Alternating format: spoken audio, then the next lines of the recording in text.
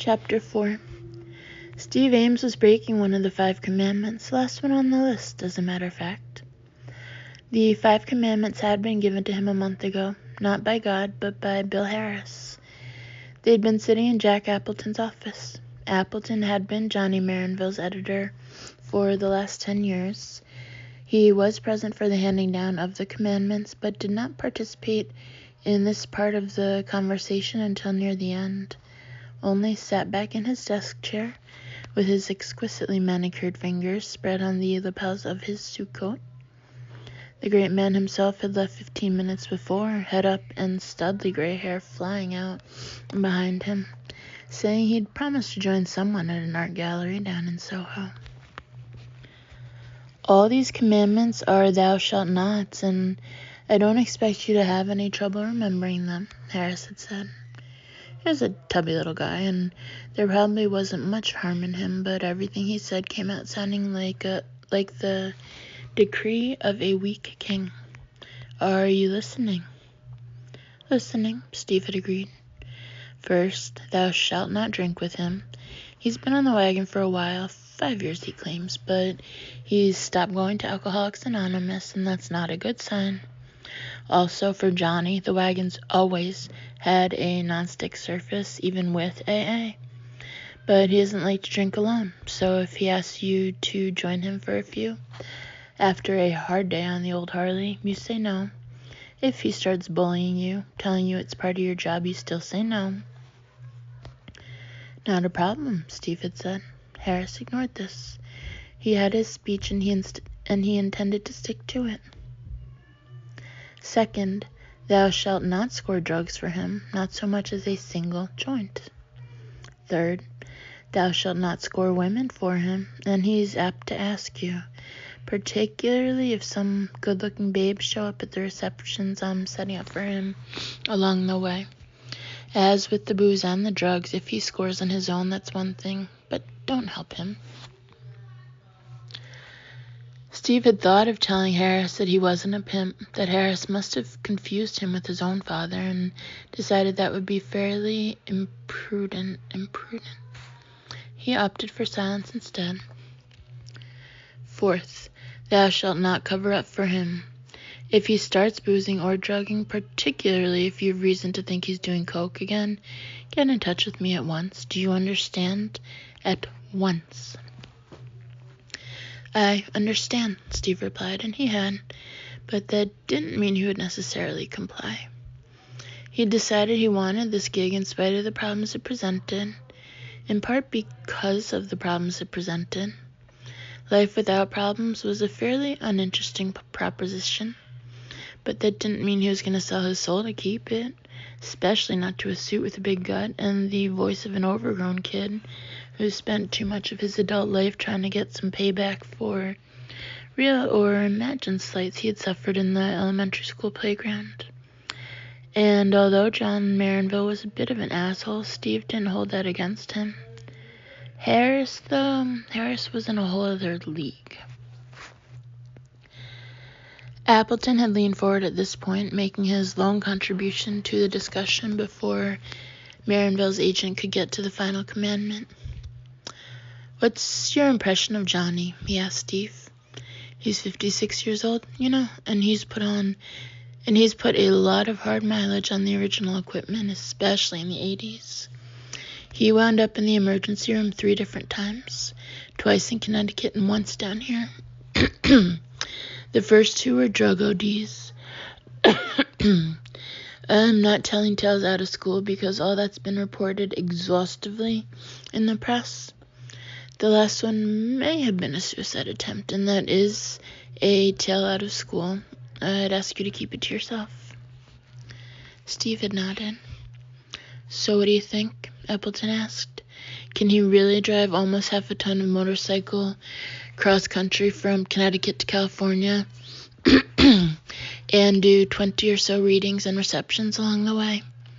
I want to know what you think, Mr. Ames, because I'm, frankly, doubtful. He had expected Harris to come busting in then, touting the legendary strength and iron balls of his client. Steve knew suits, he knew agents, and Harris was both But Harris was silent, just looking at him. Maybe he wasn't so stupid after all, Steve thought. Maybe he even cared a little for this particular client. You guys know him a lot better than I do, he said. Hell, I only met him for the first time 2 weeks ago, and I've never read one of his books.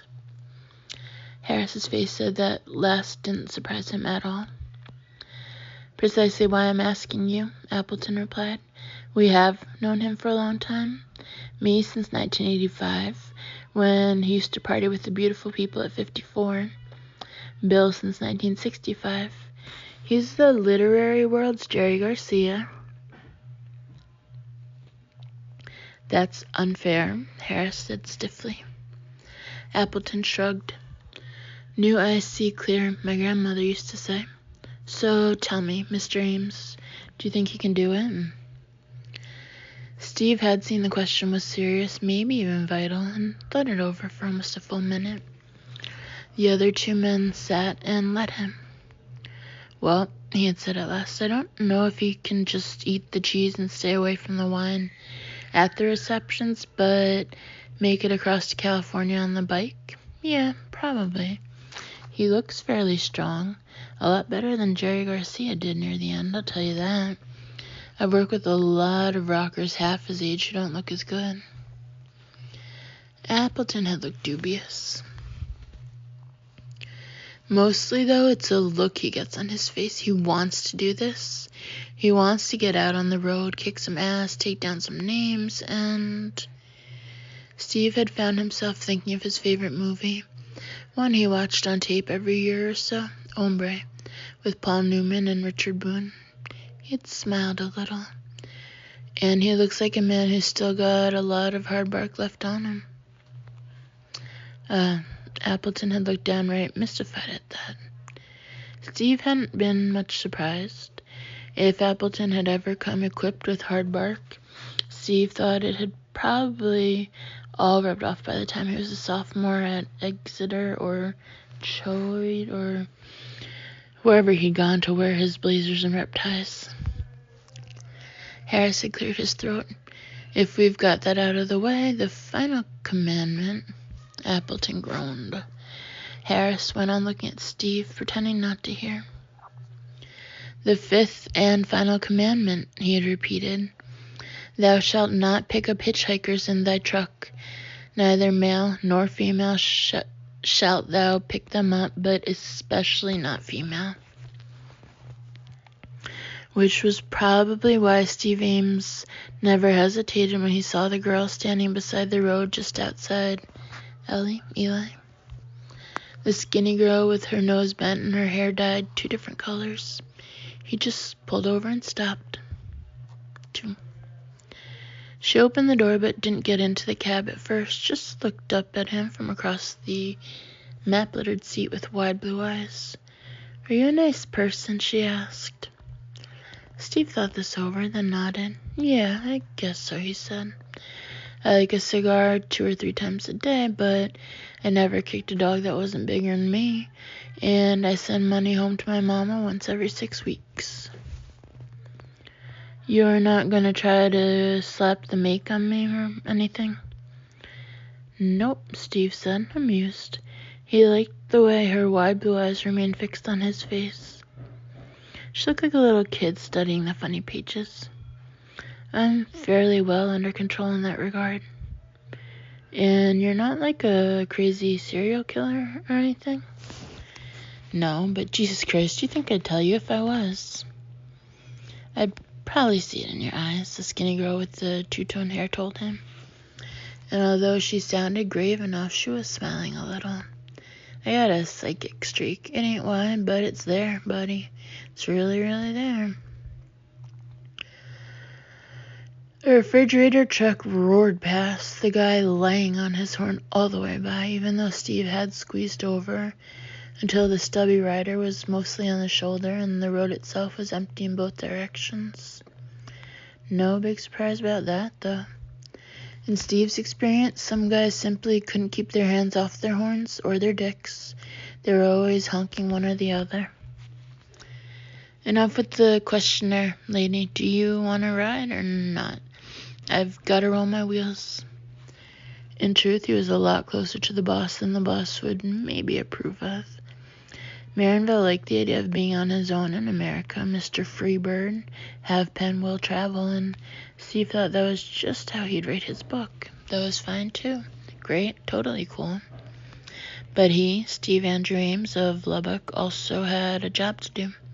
His was to make sure Marinville didn't have to write the book on a Ouija board instead of his word processor. His view on how to accomplish that end was simplicity itself. Stay close and let no situation get out of hand unless it absolutely couldn't be helped. He was 70 miles back instead of 150, but what the boss didn't know wouldn't hurt him. You'll do, I guess, she said, hopped up into the cab and slammed the door shut.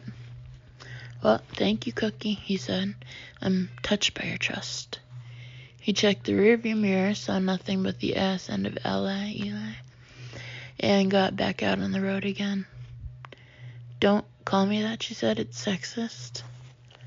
Cookie is sexist? Oh, please. In a prim little no-nonsense voice, she said, Don't call me Cookie and I won't call you Cake. He burst out laughing. She probably wouldn't like it, but he couldn't help it. That was the way laughing was, sort of like farting. Sometimes you had to hold it in, but a lot of times you couldn't. He glanced at her and saw that she was laughing a little too, and slipping her backpack off, so maybe that was alright. He put her at about 5'6" and skinny as a rail, 100 pounds max, and probably more like 95.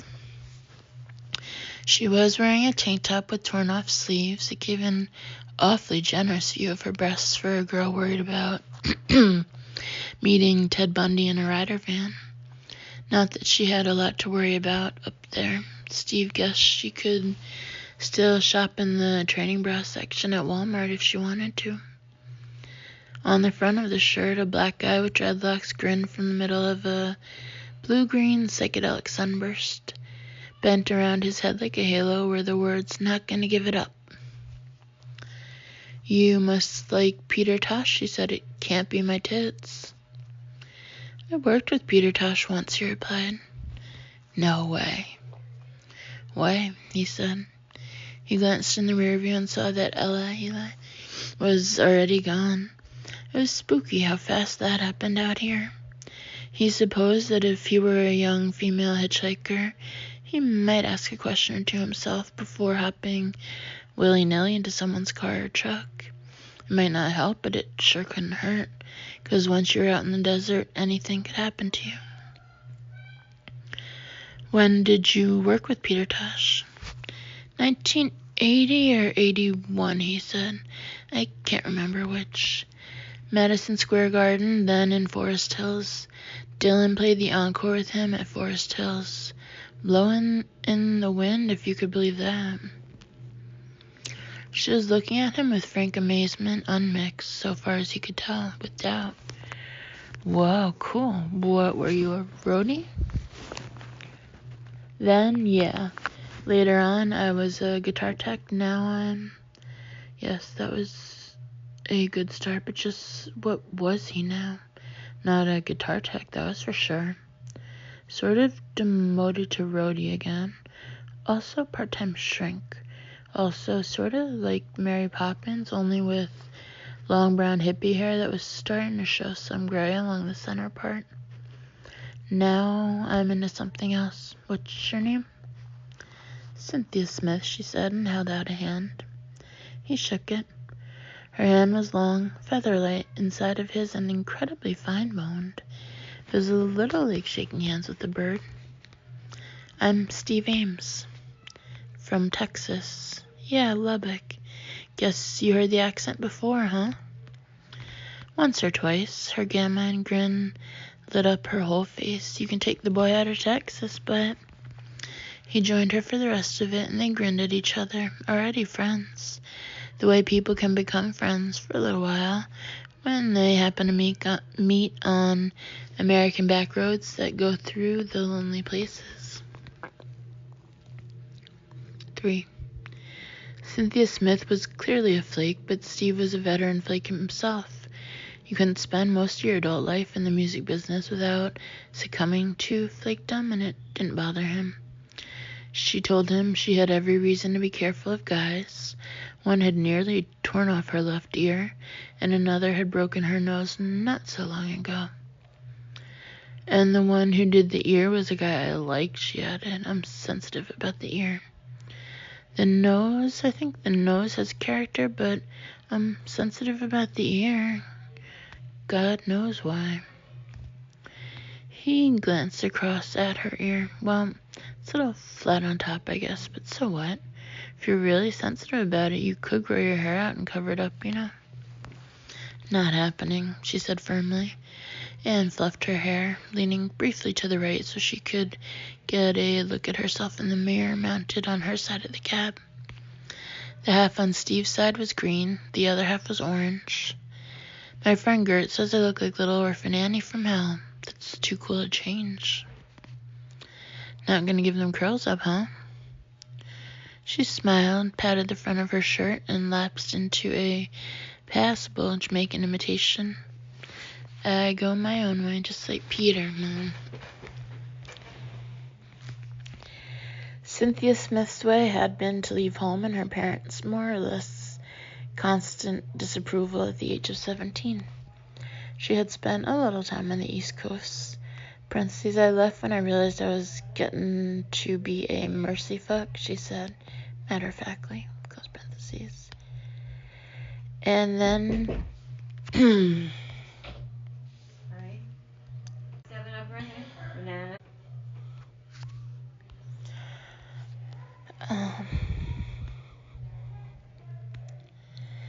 and then had drifted back as far as the Midwest, where she had gotten, quote-unquote, sort of clean and met a good-looking guy at an AA meeting.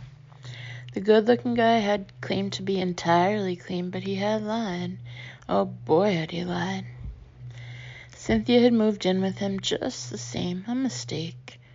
Parentheses, I've never been what you'd call bright about men, she told Steve in that same matter-of-fact voice, close parentheses. The good-looking guy had come home one night fucked up on crystal meth and had apparently decided he wanted Cynthia's left ear as a bookmark.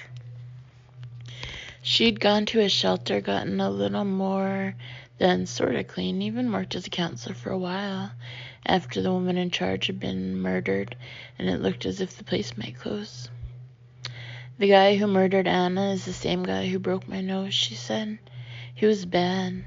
Richie, the guy who wanted my ear for a bookmark, he only had a bad temper.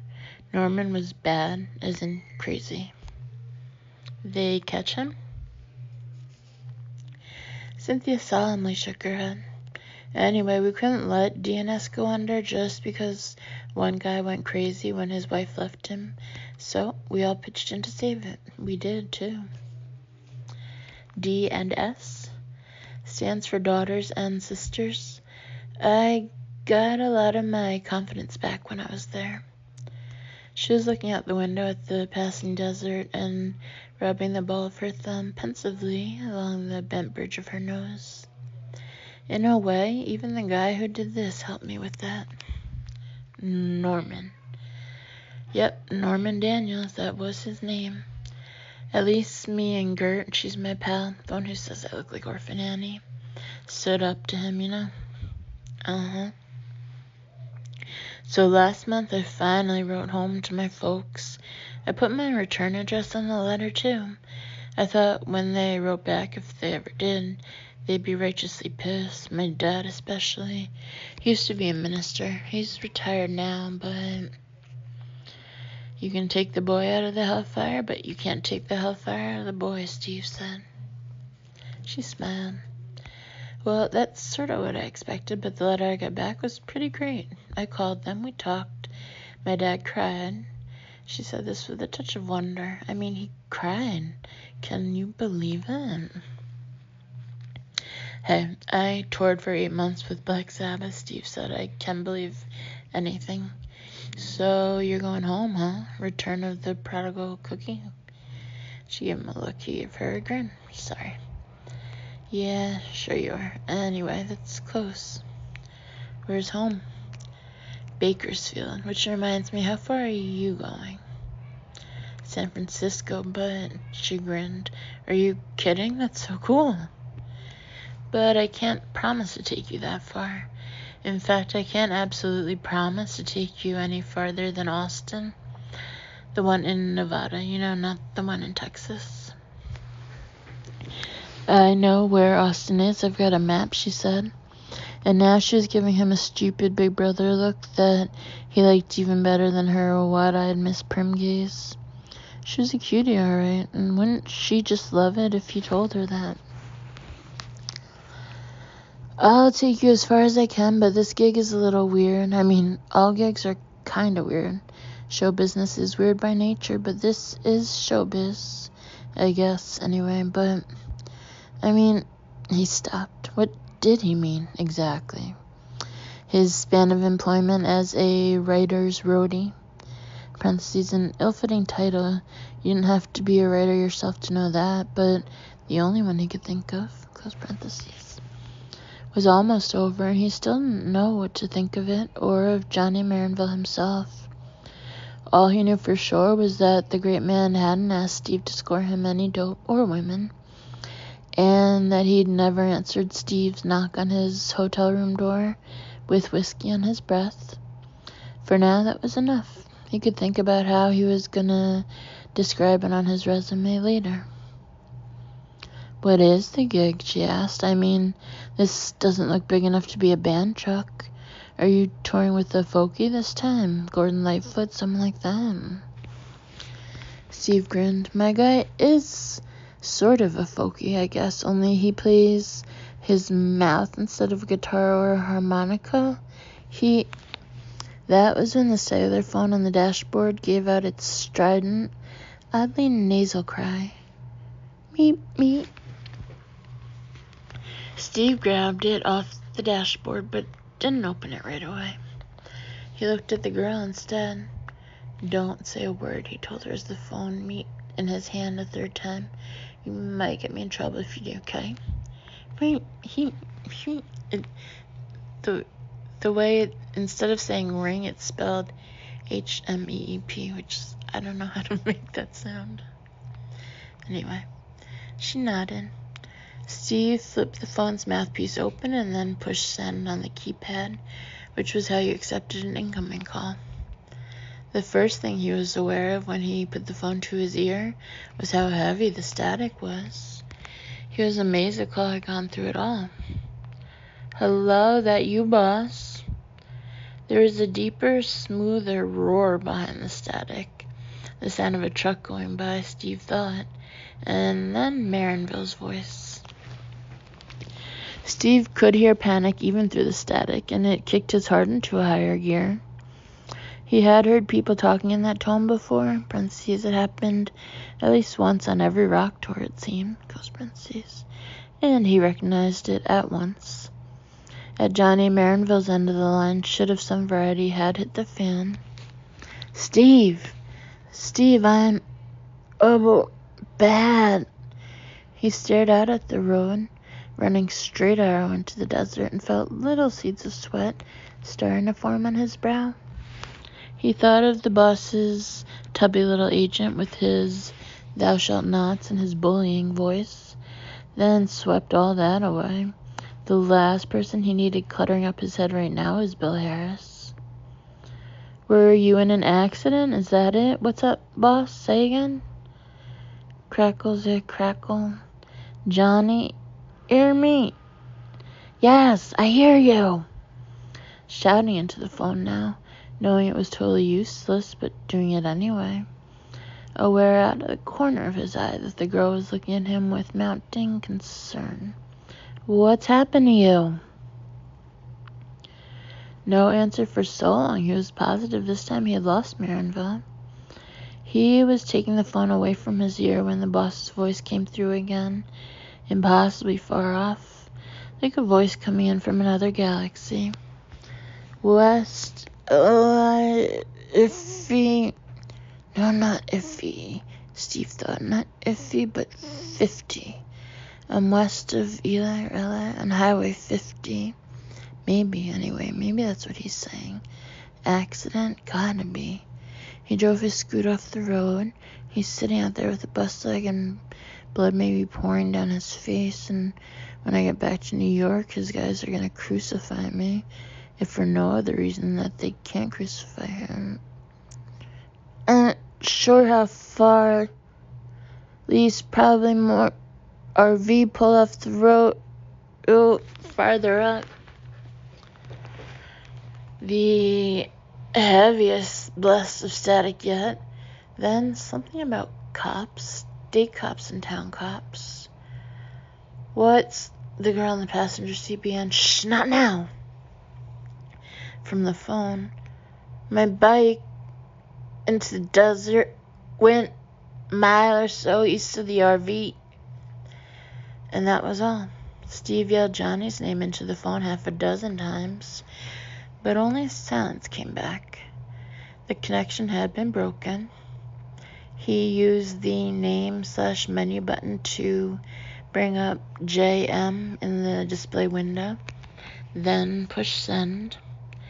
A recorded voice welcomed him to the Western roaming network. There was a pause, and then another recording told him that his call could not be completed at this time. The voice began to list all the reasons why this might be so. Steve pushed end and flipped the phone closed. Damn it. It's bad, isn't it? Cynthia asked.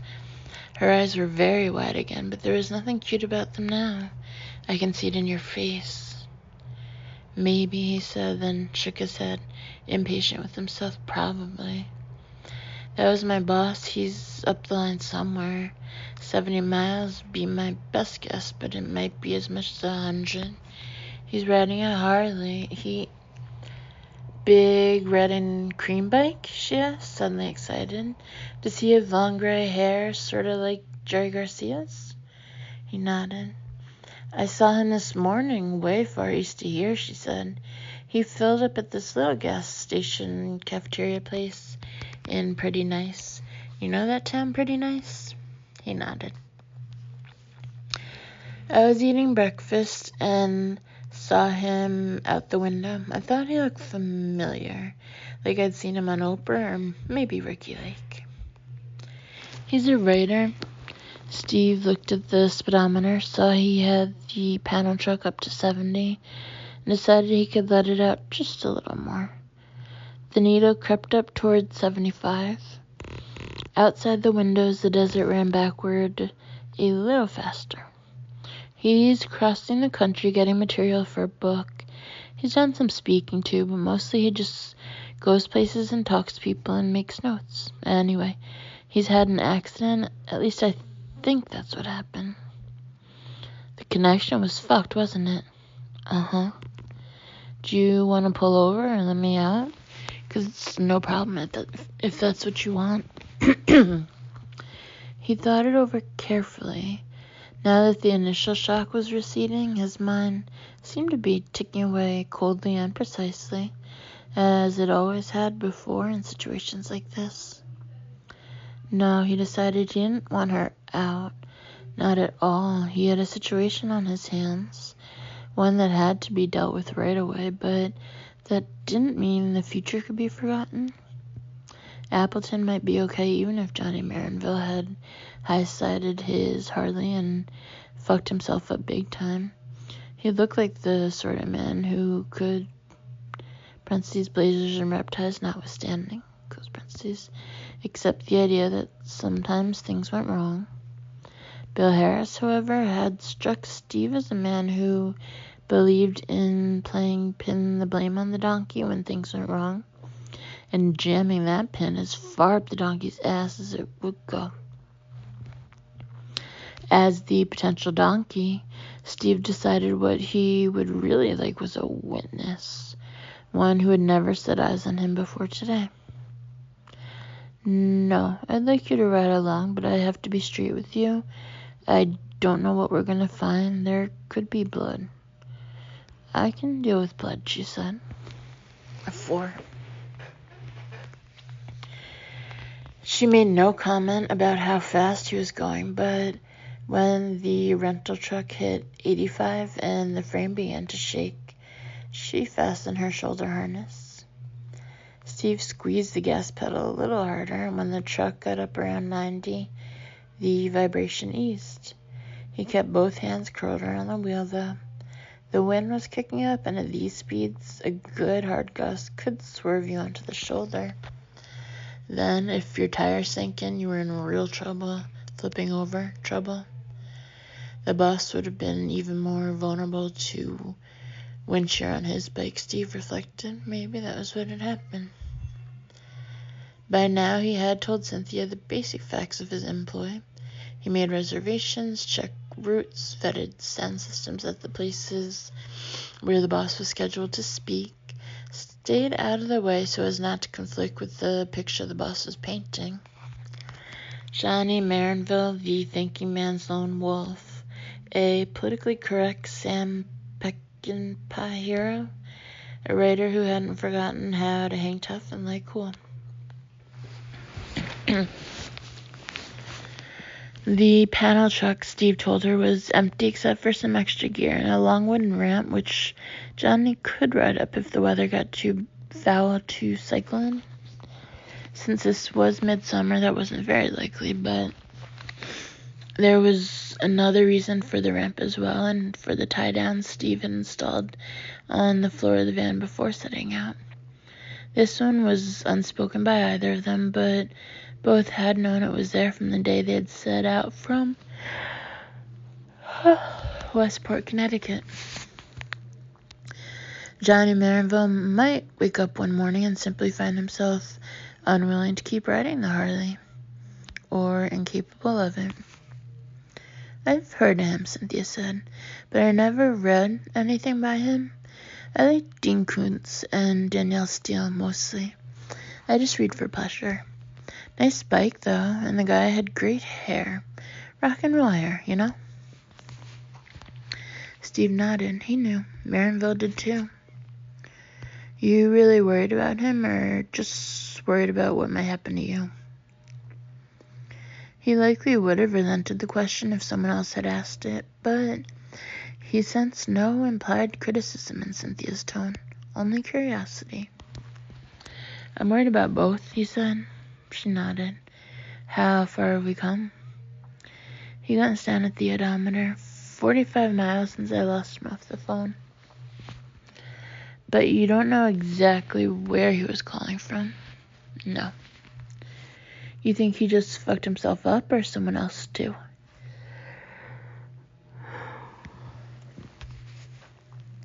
He looked over at her, surprised. That the boss might have fucked someone else up was exactly what he was afraid of. But he never would have said so out loud if she hadn't raised the possibility first. Somebody else might be involved, he replied reluctantly. He said something about state cops and town cops. It might have been, don't call the state cops, call the town cops. I couldn't tell for sure. She pointed to his cellular, which was back on the dashboard. No way, he said. I'm not calling any cops until I see what kind of mess he's gotten himself into. And I promise that won't be in my statement if you promise not to call me Cookie anymore. He smiled a little, although he didn't feel much like smiling. Probably that's a good idea. You could always say that your phone wouldn't work anymore, she finished. Everybody knows how finicky those things are. You're okay, Cynthia. You're not so bad yourself. At just under 90, the miles melted away like spring snowfall. When they were 60 miles west of the point where Steve had lost contact, he began slowing the truck a couple of miles an hour for each mile traveled. No police cars had passed them in either direction, and he supposed that was good. He said so, and Cynthia shook her head doubtfully. It's weird, is what it is. If there's been an accident where your boss or maybe someone else got hurt, Wouldn't you think a few cop cars would have gone past us by now? Or an ambulance? Well, if they came from the other way, west. According to my map, the next town that way is Austin, and that's much farther ahead of us than Eli is behind us. Anything official, anything with sirens is what I mean, should be heading east to west, catching up with us. Get it? I guess so, yeah. So where are they? I don't know. Me either. Well, keep looking for, well, shit, who knows? Anything out of the ordinary. I am. Slow down a little more. He glanced at his watch and saw it was 6:15. The shadows had drawn long across the desert, but the day was still bright and hot. If Marinville was out there, they would see him.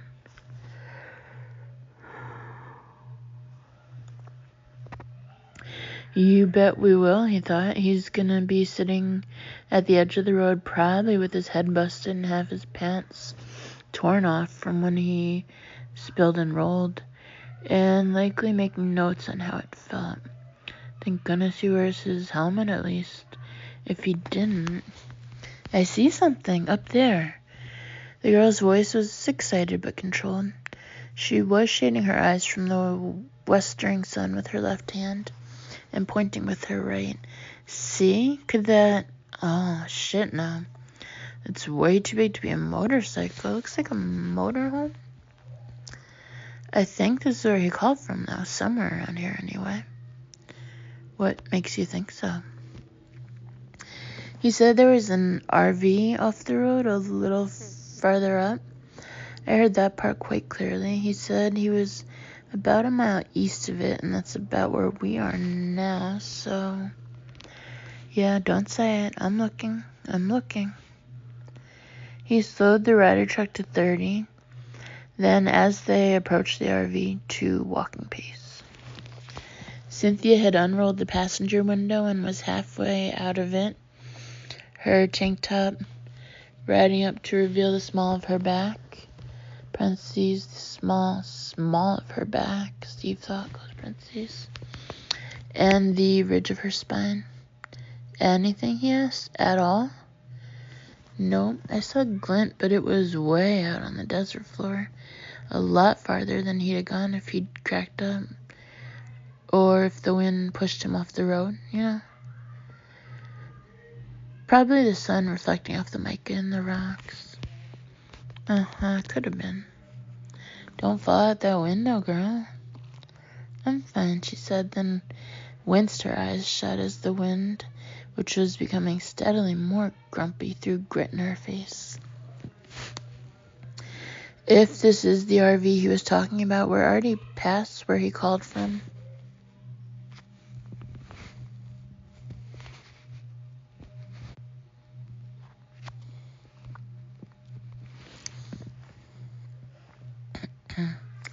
She nodded, yeah, but keep going. If there's somebody home in there, they might have saw him. He snorted, might have saw him. Did you learn that reading Dean Koontz and Danielle Steele? She pulled in long enough to give him a haughty look, but he thought he saw hurt beneath it. Sorry, he said, I was only teasing. Oh, she said coolly. Tell me something, Mr. Big Texas Roadie. Have you read anything your boss has written? Well, he gave me a copy of Harper's with a story of his in it. Heaven Sent Weather, it was called. I read that, sure did, every word. Did you understand every word? No, look. What I said was snotty. I do apologize sincerely. Okay, she said. But her tone suggested that he was going to be on probation, at least for a while. He opened his mouth to say something that might be funny if he was lucky. Something that would get her to smile. Parentheses, she had a nice one. Close parentheses. And then he got a really good look at the RV. Oh, hey, what's this? He asked, speaking more to himself than to the girl. What's what? She turned her head to look out through the windshield as Steve coasted the Ryder truck to a stop on the shoulder just behind the RV. It was one of the middle-sized ones, bigger than Lassie but smaller than the Godzillas he'd been seeing ever since Colorado. Guy must have run over some nails in the road or something, Steve said. Tires look like they're all flat. Yeah. So how come yours aren't? By the time it occurred to him that the people in the RV might have been public-spirited enough to pick up the nails, the girl with the punky two-tone hair was out of the cab and walking up to the RV, hallooing. Well, she knows a good exit line when she gets one off. Give her that, he thought, and got out on his side. Wind struck him in the face hard enough to rock him back on his heels, and it was hot, like air blown over the top of an incinerator. Steve, her voice was different. The prickly pertness, which he thought might have been the girl's way of flirting, was gone. Come over here, I don't like this. She was standing by the side door of the RV. It was unlatched, banging back and forth in the wind a little, even though this was the lee side and the steps were down. It wasn't the door or the steps she was looking at, though. At the foot of the stairs, half buried in sand that the wind had blown beneath the RV, was a doll with blonde hair and a bright blue dress. It lay face down and abandoned. Stephen didn't care for the look of this much either. Dolls with no little girls around to mind them were sort of creepy under any conditions. That was his opinion, at least. And to come upon one abandoned by the roadside, half buried in blowing sand. He opened the unlatched door and poked his head into the RV. It was brutally hot, at least 110 degrees. Hello? Anybody? But he knew better. If they'd been here, the people who own this RV, they would have been running the engine for the air conditioning. Don't bother. Cynthia had picked up the doll and was brushing sand from its hair and the folds of its dress. This is no dime store dolly, not huge bucks, but expensive. And someone cared about her. Look, she pulled out the skirt with her fingers so he could see where a small, neat patch had been sewn over her rib. It matched the dress almost exactly in color. If the girl who owned this doll was around, it wouldn't have been lying out in the dirt. I practically guarantee you that. The question is, why didn't she take it with her when she and her folks left? Or at least put it back inside. She opened the door, hesitated, went up one of the 2 steps, hesitated again, looked back at him. Come on. I have to find the boss. In a minute, okay? I don't want to go in here by myself. It's like the Andrea Doria or something. You mean the Mary Celeste? The Andrea Doria sank? Okay, smarty britches, whatever. Come on, it won't take long. Besides, she hesitated. Besides, it might have something to do with my boss. Is that what you're thinking? Cynthia nodded. It's not that big a reach. I mean, they're both gone, aren't they?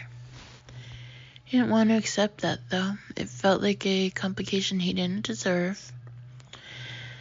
She saw some of that on his face. Parentheses, maybe even all of it. She sure wasn't dumb. Close parentheses. And tossed up her hands. Oh, shit. I'll look around myself. She went inside, still holding the doll. Steve looked thoughtfully after her for a moment, then followed. Cynthia glanced back at him, nodded, then put the doll down in one of the captain's chairs. She fanned her tank top at the neck. Hot, she said. I mean, boogery. She walked into the RV's cabin. Steve went the other way into the driver's area, ducking his head so as not to bump it. On the dashboard in front of the passenger seat were 3 packs of baseball cards, neatly sorted into teams: Cleveland Indians, Cincinnati Reds, Pittsburgh Pirates. He thumbed through them and saw that about half were signed, and maybe half of the signed ones were personalized. Across the bottom of Albert Bell's card was this: "To David, keep slugging, Albert Bell." And another from the Pittsburgh pile: "See the ball before you swing, Dave, your friend, Andy Van Slyke." "There's a boy here, too," Cynthia called, unless the girl was into G.I. Joe and Judge Dredd and the Moto Cops as well as dollies and blue dresses. "One of the side carriers back here is full of comic books." "Yeah, there's the boy, Steve's son," putting Albert Bell and Andy Van Slyke back into their respective docks. He just brought the ones that were really important to him, he thought, smiling a little. The ones he absolutely could not bear to leave home. "His name is David." Startled. "How in the hell do you know that?" "Learned it all watching X-Files." He picked up a gas credit card receipt from the wad of papers, jammed into the dashboard. Map receptacle and smoothed it out.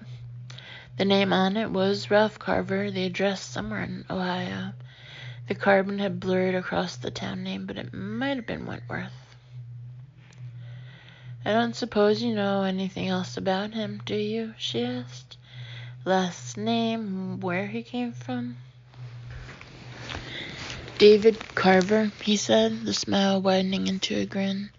"Dad's Ralph Carver. They hail from Wentworth, Ohio. Nice town. Next door to Columbus. I was in Columbus with Southside Johnny in '86. She came forward, the doll curled against one mosquito-bump breast. Outside, the wind gusted again, throwing sand against the RV. It sounded like hard rain. "You're making that up." "No, ma'am," he said, and held out the gas receipt. "Here's the Carver part. David I got from the kids' baseball cards."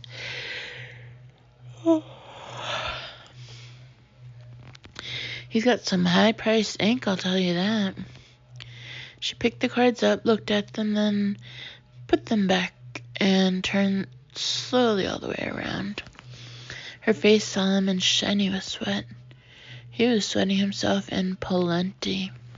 He could feel it running down his body like a light, sticky oil. "Where did they go?" "Nearest town to get help," he said. "Probably someone gave them a lift." "Do you remember from your map what's around here?" "No." "There is a town, I think, but I don't recall the name. But if that's what they did, why didn't they lock up their place when they left? I mean, all their shit is here." She waved one hand toward the cabin. "Know what's back there by the studio couch?" "Nope." "The wife's jewelry caddy, a ceramic frog. You put your rings and earrings in the frog's mouth." "That sounds tasteful." He wanted to get out of here, and not just because it was so nasty hot, or because he had to track down the boss. He wanted to get out because the RV was like the fucking Mary Celeste. It was too easy to imagine vampires hidden away in the closets. Vampires in Bermuda shorts and t-shirts saying things like, "I survived Highway 50, the loneliest highway in America." "It's actually cute," she said, "but that's not the point. There's 2 sets of earrings and a finger ring in it. Not really expensive, but not junk either. The ring's a tourmaline, I think, so why didn't they..." She saw something in the map holder, something that had been revealed when he stirred the crammed-in papers and plucked out a $sign money clip that looked like real silver.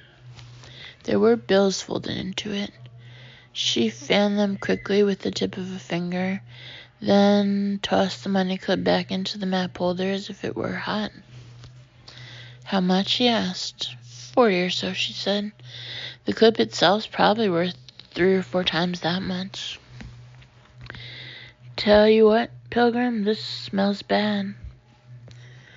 Another gust of wind splashed sand against the northern side of the RV, this one hard enough to rock it on its flat tires.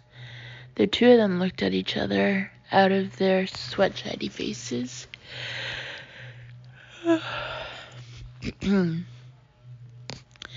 Steve met the doll's blank blue gaze. What happened here, honey? What did you see? He turned for the door. Time for the cops, Cynthia asked. Soon. First, I want to walk a mile of back trail, see if I can spot any sign of my boss. In this wind? Man, that's really dumb. He looked at her for a moment, not saying anything, then pushed past her and went down the steps. She caught up with him at the foot of them. Hey, let's call it even, okay? You made fun of my grammar, I made fun of your whatever. Intuition. Intuition, is that what you call it? Well, fine.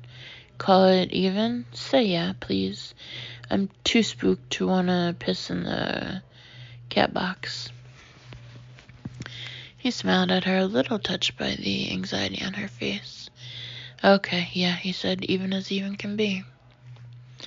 You want me to drive the truck back? I can do a mile by the odometer, give you a finishing line to shoot for. Can you turn it around without a semi with Kleenex softens the blow written on the side, blasted past at 70, headed east? Cynthia flinched back from it, shielding her eyes from flying sand with one Kate Moss arm. Steve put his own arm around her scant shoulders, steadying her for a moment or two. Without getting stuck, he finished. She gave him an annoyed look and stepped out from under his arm. Course. Well, 1.5 miles, okay, just to be on the safe side. Okay. She started toward the rider truck, then turned back to him. I just remembered the name of the little town that's close to here, she said, and pointed east. It's up that way, south of the highway. Cute name. You're gonna love it, Lubbock. What? Desperation, she grinned, and climbed up into the into the cab of the truck. 5. He walked slowly east along the shoulder of the westbound lane, raising his hand in a wave, but not looking up as the rider truck, with Cynthia behind the wheel, rumbled slowly past. I don't have the slightest idea what you're looking for, she called down to him. She was gone before he had any chance to reply, which was just as well. He didn't have any idea either. Tracks? A ridiculous idea given the wind. Blood? Bits of chrome or taillight glass? He supposed it was actually the most likely. He only knew 2 things for sure, that his instincts had not just asked him to do this, but demanded it, and that he couldn't get the doll's glazy blue stare out of his mind. Some little girl's favorite doll. Only the little girl had left Alice's blue gown lying face down in the dirt by the side of the road. Mom had left her jewelry, Dad had left his money clip, and son David had left his autographed baseball cards. Why? Up ahead, Cynthia swung wide, then turned the bright yellow truck so it was facing back west again. She did this with an economy. Steve wasn't sure.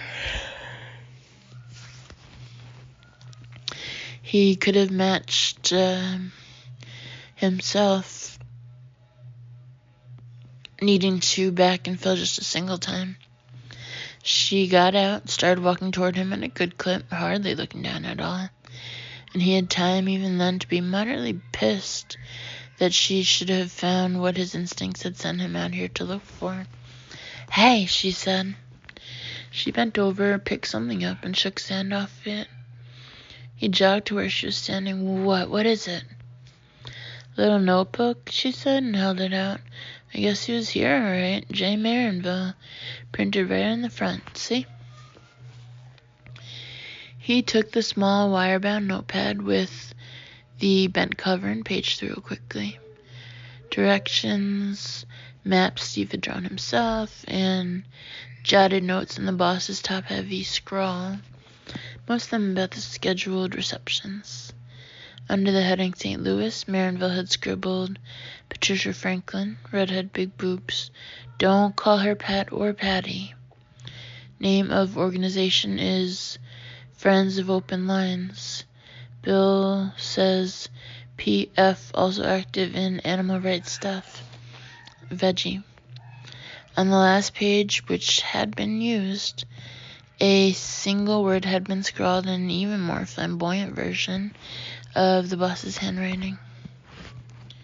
That was all, as if he had started to write an autograph for someone and then never finished. He looked up at Cynthia and saw her cross her arms beneath her scant bosom and began rubbing the points of her elbows. Bruh, she said, it's impossible to be cold out here, but I am just the same. This keeps getting spookier and spookier. How come this didn't just fly away in the breeze? Pure luck. It blew against a big rock and then sand covered the bottom half. Like with the doll. If you dropped it 6 inches to the right or left, it'd probably be halfway to Mexico by now. What makes you think he dropped it? Don't you? She asked. He opened his mouth to say he really didn't think anything, at least not yet, and then forgot all about it. He was seeing a glint out in the desert, probably the same one Cynthia had seen while they were coming up on the RV, only they weren't moving now. The last one. You alright?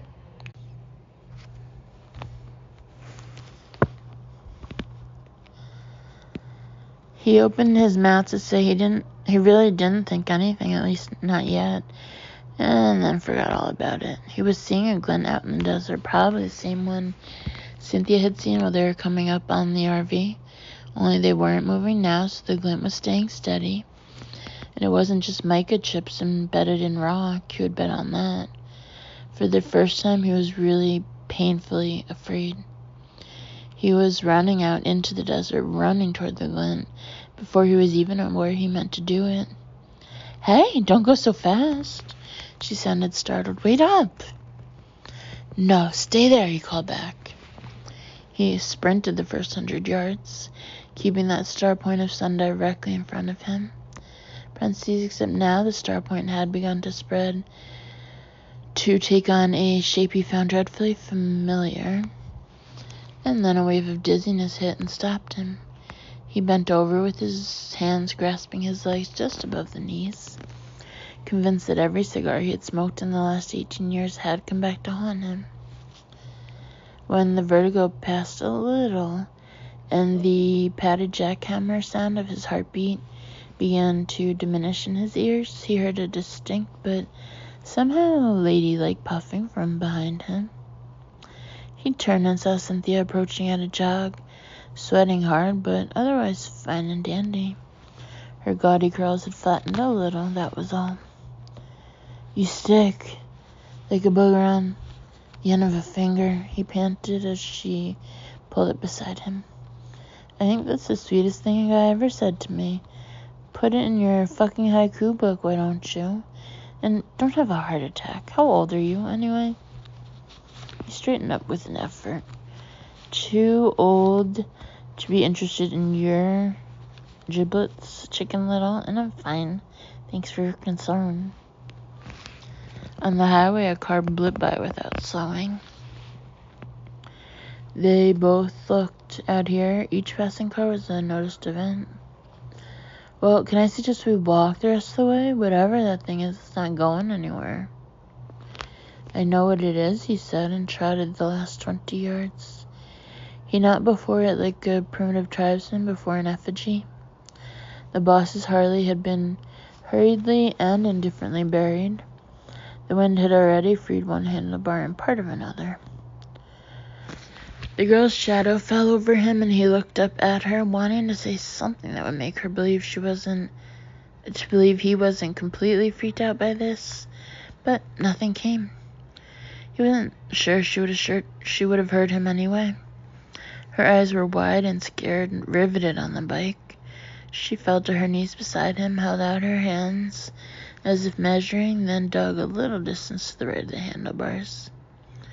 The first thing she found was the boss's helmet. She pulled it free, poured the sand out of it, and set it aside. Then she brushed delicately beneath where it had been. Steve watched her. He wasn't sure his legs would support him if he wanted to get up. He kept thinking of the stories he saw in the paper from time to time. Stories about bodies being discovered in gravel pits and pulled out of the ever-popular shallow grave. Along the scooped declivity she had made, he now saw painted metal bright against the gray-brown sand. The colors were red and cream, and letters HARL. That's it, she said. Her words were indistinct because she was rubbing one hand compulsively back and forth across her mouth. That's when I saw it, right? Steve grabbed the handlebars and tugged. Nothing. He wasn't surprised. It was a pretty feeble tug. He suddenly realized something that was interesting in a horrible sort of way. It wasn't just the boss he was worried about anymore. No, sir. His concerns had widened, it seemed, and he had this weird feeling, as if... Steve, my nice new friend, Cynthia said in a little voice, looking up at him from the little bit of fuel in the cell she had uncovered. You're probably going to think this is primo stupid, the sort of thing dumb broads are always saying in lousy movies, but I feel like we're being watched.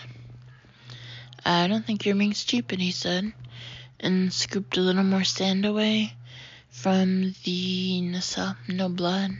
Thank goodness for that. Which wasn't to say there wasn't blood on the damn thing somewhere, or a body buried beneath it. I feel that way too. Can we get out of here? She asked, almost pleaded. She wiped sweat off her brow with one arm. Please? He stood up and they started back. When she stuck her hand out, he was glad to take it. Gosh, feeling strong, she said. Is it strong for you? Yeah, I don't think it means anything but being really scared, but yeah, it's strong, like...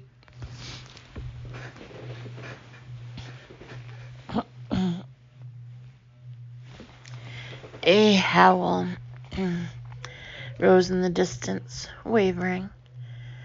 Cynthia's grip on his hand tightened enough for Steve to be grateful that she bit her nails.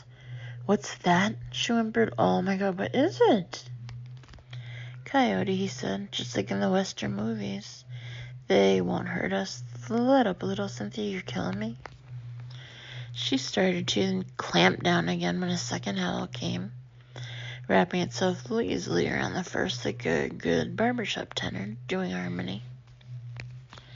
They're nowhere close, he said, now having to work in order to keep himself from pulling his hand out of hers. She was a lot stronger than she looked, and she was hurting. Really, kiddo, they're probably in the next county. Relax.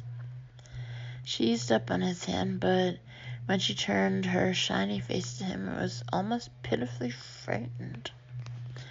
Okay, they're nowhere close. They're probably in the next county. They're probably phoning it in from across the California state line. In fact, but I don't like things that bite. I'm scared of things that bite. Can we get back to your truck? Yes. She walked with her hip brushing his, but when the next howl came, she didn't squeeze his hand quite so hard. That one clearly was at some distance and wasn't immediately repeated. They reached the truck. Cynthia got in on the passenger side, giving him one quick, nervous smile over her shoulder as she hauled herself up. Steve walked around the truck's hood, realizing as he went that the sensation of being watched had slipped away. He was still scared, but now it was primarily for the boss again. If John Edward Marinville was dead, the headlines would be worldwide, and Steve Ames would undoubtedly be part of the story. Not a good part.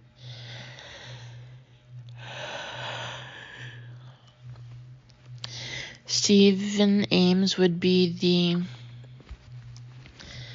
fail-safe that failed, the safety net that hadn't been there when Big Daddy finally fell off the trapeze. That feeling of being watched.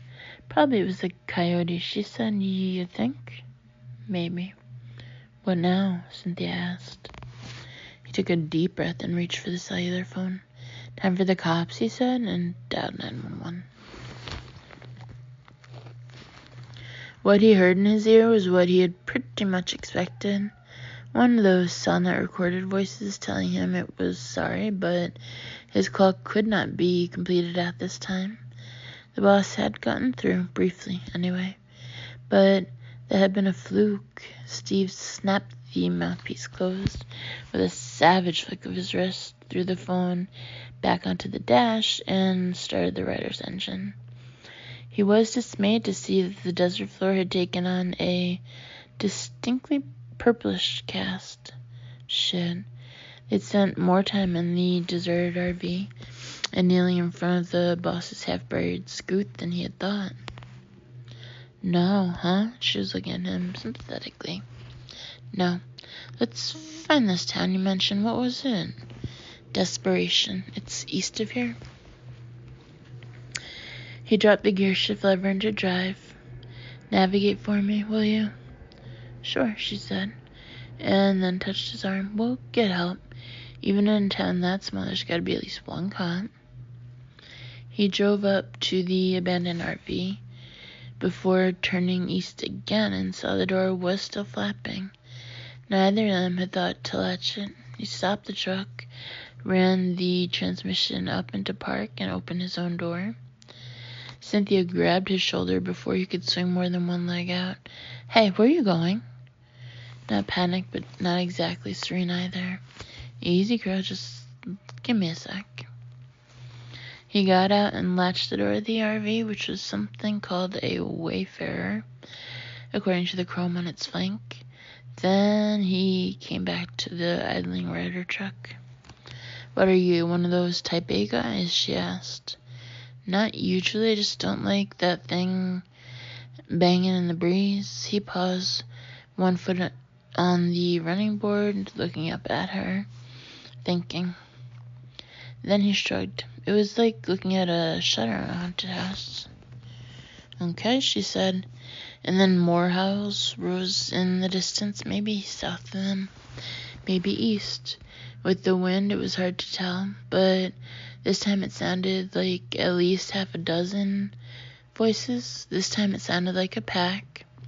Steve got up in the cab and slammed the door. Come on, she said, pulling the transmission lever into drive again. Let's turn this rig around and find us some law.